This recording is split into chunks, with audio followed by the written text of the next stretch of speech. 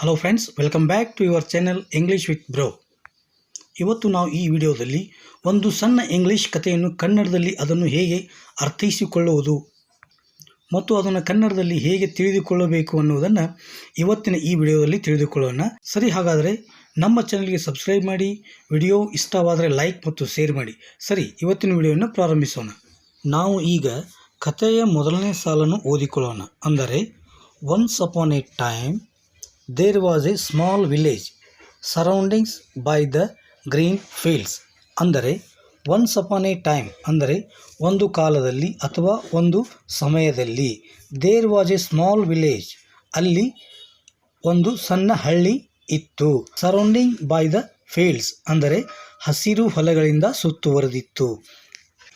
ಈ ವಾಕ್ಯವನ್ನು ಪೂರ್ಣವಾಗಿ ಕೂಡಿಸಿ ಹೇಳಿದಾಗ, ಅಂದರೆ once upon a time there was a small village surrounding by the green fields ಅಂದರೆ ಒಂದಾನೊಂದು ಕಾಲದಲ್ಲಿ ಒಂದು ಸಣ್ಣ ಹಳ್ಳಿ ಇತ್ತು, ಅದು ಹಸಿರು ಹೊಲಗಳಿಂದ ಸುತ್ತುವರೆದಿತ್ತು.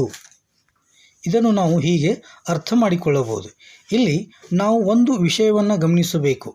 ಏನೆಂದರೆ, ನಾವು ಕನ್ನಡದಲ್ಲಿ ವಾಕ್ಯಗಳನ್ನು ಕರ್ತೃ, ಕರ್ಮ, ಕ್ರಿಯಾಪದ ಈ ರೀತಿ ಅನುಕ್ರಮವಾಗಿ ಜೋಡಿಸಿ ಅರ್ಥ ಮಾಡಿಕೊಳ್ಳುತ್ತೇವೆ. ಹಾಗೆ ಇಂಗ್ಲೀಷ್ನಲ್ಲಿ ಕರ್ತೃ, ಕ್ರಿಯಾಪದ, ಕರ್ಮ ಈ ರೀತಿಯಾಗಿ ಇರುವುದನ್ನು ನಾವು ಅನುಕ್ರಮವಾಗಿ ಕನ್ನಡದಲ್ಲಿ ಕರ್ತೃ, ಕರ್ಮ, ಕ್ರಿಯಾಪದ ಈ ರೀತಿ ಜೋಡಿಸಿ ಅರ್ಥೈಸಿದಾಗ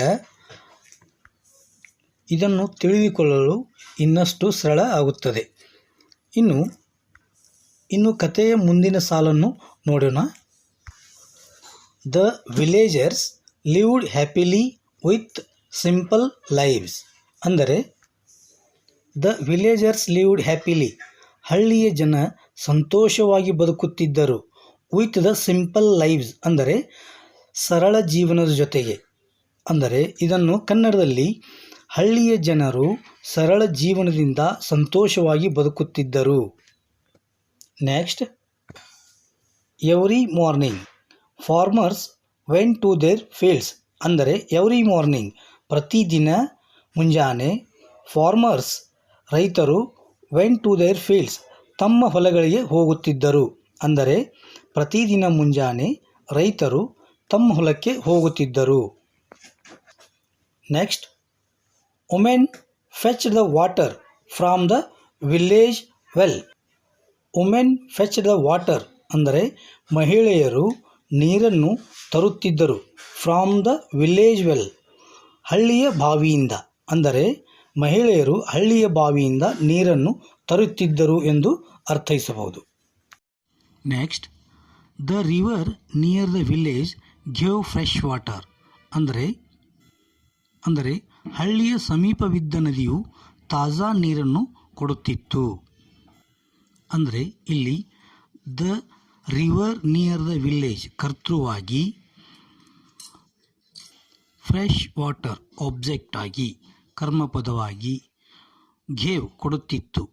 ಈ ರೀತಿಯಾಗಿ ನಾವು ಕರ್ತೃ, ಕರ್ಮ, ಕ್ರಿಯಾಪದವಾಗಿ ಜೋಡಿಸಿದಾಗ ಹಳ್ಳಿಯ ಸಮೀಪವಿದ್ದ ನದಿಯು ತಾಜಾ ನೀರನ್ನು ಕೊಡುತ್ತಿತ್ತು ಎಂದು ಈ ರೀತಿಯಾಗಿ ನಾವು ಅರ್ಥೈಸಬಹುದು. Next, people helped each other like one family. ಅಂದರೆ ಪೀಪಲ್ ಹೆಲ್ಪ್ಡ್ ಈಚ್ ಅದರ್ ಜನರು ಒಬ್ಬರಿಗೊಬ್ಬರು ಸಹಾಯ ಮಾಡುತ್ತಿದ್ದರು. ಹೇಗೆ? ಒಂದೇ ಕುಟುಂಬದವರಂತೆ, ಲೈಕ್ ಒನ್ ಫ್ಯಾಮಿಲಿ. ಇದನ್ನು ಕನ್ನಡದಲ್ಲಿ ಅನುಕ್ರಮವಾಗಿ ಜೋಡಿಸಿದಾಗ ಜನರು ಒಬ್ಬರಿಗೊಬ್ಬರು ಒಂದೇ ಕುಟುಂಬದವರಂತೆ ಸಹಾಯ ಮಾಡುತ್ತಿದ್ದರು. People helped each other like one family. Next, festivals were celebrated with great joy. ಅಂದರೆ ಫೆಸ್ಟಿವಲ್ಸ್ ವೇರ್ ಸೆಲಿಬ್ರೇಟೆಡ್ ಹಬ್ಬಗಳು ಆಚರಿಸುತ್ತಿದ್ದವು. ಹೇಗೆಂದರೆ ವಿತ್ ಗ್ರೇಟ್ ಜಾಯ್ ದೊಡ್ಡ ಆನಂದದಿಂದ ಅಥವಾ ಆನಂದದ ಜೊತೆಗೆ. ಇದನ್ನು ಅನುಕ್ರಮವಾಗಿ ಈ ರೀತಿಯಾಗಿ ಜೋಡಿಸಿದಾಗ ಹಬ್ಬಗಳನ್ನು ದೊಡ್ಡ ಆನಂದದಿಂದ ಆಚರಿಸುತ್ತಿದ್ದರು. Next, the small village was full of peace and love. ಅಂದರೆ ಆ ಸಣ್ಣ ಹಳ್ಳಿಯು ತುಂಬ ಪ್ರೀತಿ ಮತ್ತು ಶಾಂತಿಯಿಂದ ಇತ್ತು. ಈಗ ನಾವು ಈ ಕಥೆಯನ್ನು ಪ್ರಾರಂಭದಿಂದ ಪೂರ್ಣವಾಗಿ ಜೋಡಿಸಿ ಓದಿದಾಗ, once upon a time there was a small village surrounding by the green fields. ಅಂದರೆ ಒಂದು ಕಾಲದಲ್ಲಿ ಒಂದು ಸಣ್ಣ ಹಳ್ಳಿ ಇತ್ತು, ಸುತ್ತಲೂ ಹಸಿರು ತುಂಬಿದ ಹೊಲಗಳಿಂದ ಕೂಡಿತ್ತು. The villagers lived happily with simple lives. ಅಂದರೆ ಹಳ್ಳಿಯ ಜನರು ಸರಳ ಜೀವನದಿಂದ ಸಂತೋಷವಾಗಿ ಬದುಕುತ್ತಿದ್ದರು. Every morning farmers went to their fields. ಪ್ರತಿ ಮುಂಜಾನೆ ರೈತರು ತಮ್ಮ ಹೊಲಗಳಿಗೆ ಹೋಗುತ್ತಿದ್ದರು. Women fetched the water from the village well. ಮಹಿಳೆಯರು ಹಳ್ಳಿಯ ಬಾವಿಯಿಂದ ನೀರು ತರುತ್ತಿದ್ದರು. Birds chirped sweetly in the mango trees. ಹಕ್ಕಿಗಳು ಮಾವಿನ ಗಿಡದಲ್ಲಿ ಇಂಪಾಗಿ ಚುಗುಡುತ್ತಿದ್ದವು. The river near village gave fresh water. ಹಳ್ಳಿಯ ಸಮೀಪದ ನದಿಯು ತಾಜಾ ನೀರನ್ನು ಕೊಡುತ್ತಿತ್ತು.